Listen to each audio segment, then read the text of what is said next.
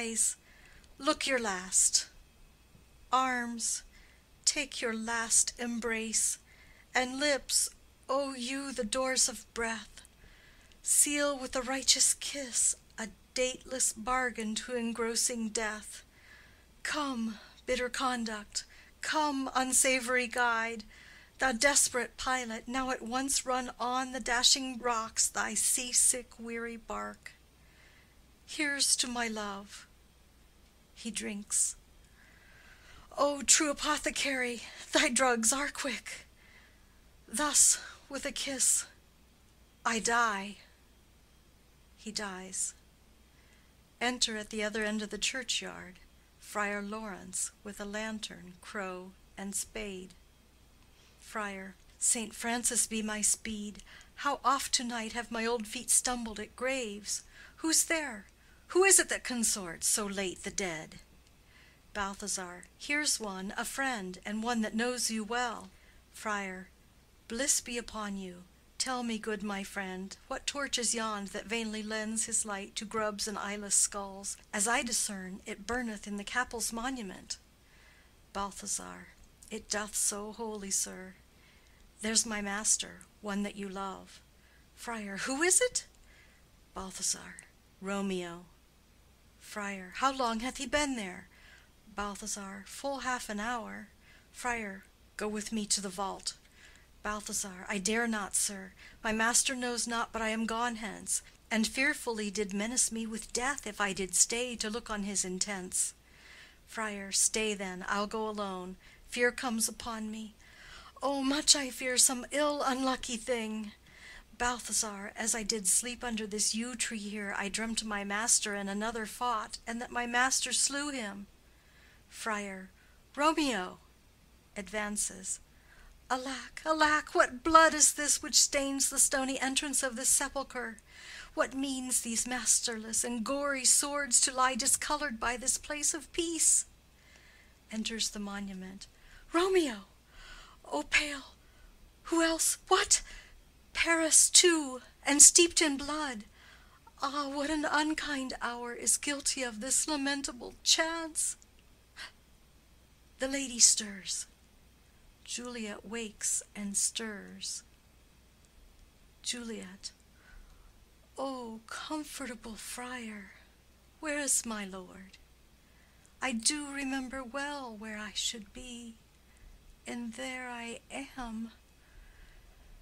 Where is my Romeo? Noise within. Friar. I hear some noise. Lady, come from that nest of death, contagion, and unnatural sleep. A greater power than we can contradict hath thwarted our intents. Come, come away. Thy husband in thy bosom there lies dead, and Paris too. Come, I'll dispose of thee among a sisterhood of holy nuns. Stay not to question, for the watch is coming. Come, go, good Juliet. Noises within. I dare no longer stay. Juliet. Go, get thee hence, for I will not away. Exit Friar Lawrence. What's here? A cup, closed in my true love's hand. Poison, I see, hath been his timeless end. O churl, drink all, and left no friendly drop to help me after. I will kiss thy lips. Haply some poison yet doth hang on them, to make me die with a restorative. Kisses him. Thy lips are warm. First watch, within. Lead, boy, which way? Juliet. Yea, noise? Then I'll be brief. O happy dagger, snatching Romeo's dagger. This is thy sheath. Stabs herself. There rest, and let me die. Falls on Romeo's body, and dies. Enter watch with the page of Paris. Page. This is the place, there where the torch doth burn. First watch. The ground is bloody. Search about the churchyard. Go, some of you, whoe'er you find, attach. Exeunt some of the watch. Pitiful sight! Here lies the county slain, and Juliet bleeding, warm and newly dead, who here hath lain this 2 days buried. Go tell the prince, run to the Capulets, raise up the Montagues, some others search. Exit others of the watch.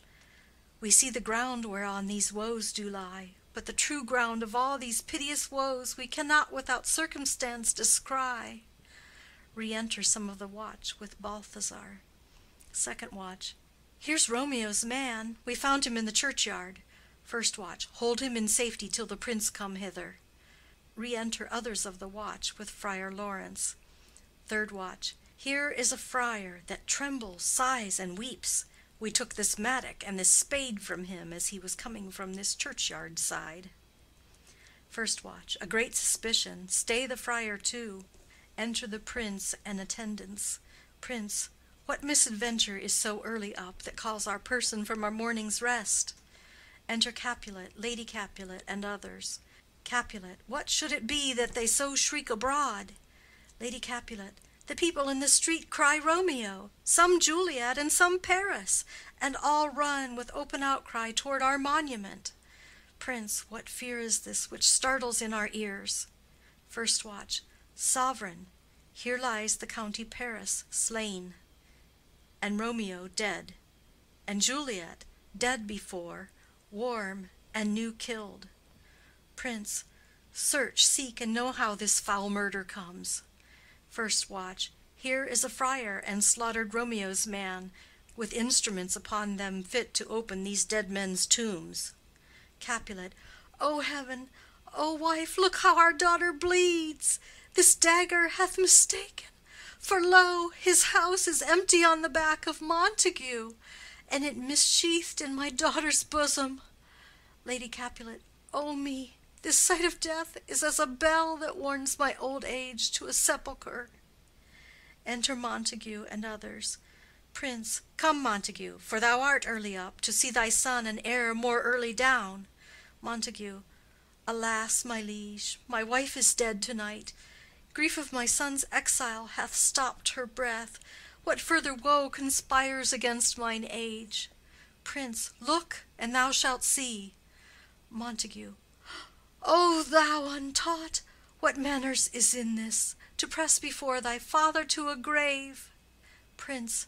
Seal up the mouth of outrage for a while, till we can clear these ambiguities, and know their spring, their head, their true descent, and then will I be general of your woes, and lead you even to death. Meantime forbear, and let mischance be slave to patience. Bring forth the parties of suspicion. Friar. I am the greatest, able to do least, yet most suspected, as the time and place doth make against me of this direful murder. And here I stand, both to impeach and purge myself condemned and myself excused. Prince, then say at once what thou dost know in this. Friar. I will be brief, for my short date of breath is not so long as is a tedious tale. Romeo, there dead, was husband to that Juliet, and she, there dead, that Romeo's faithful wife.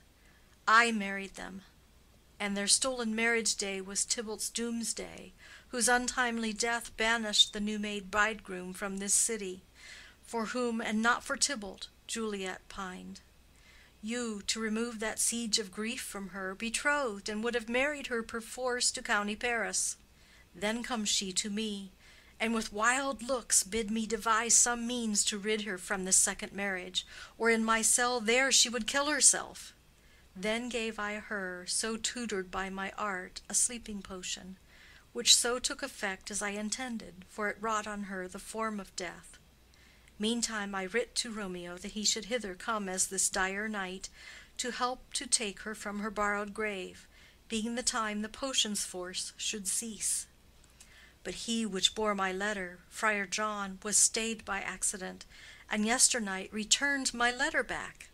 Then all alone at the prefixed hour of her waking came I to take her from her kindred's vault, meaning to keep her closely at my cell till I conveniently could send to Romeo.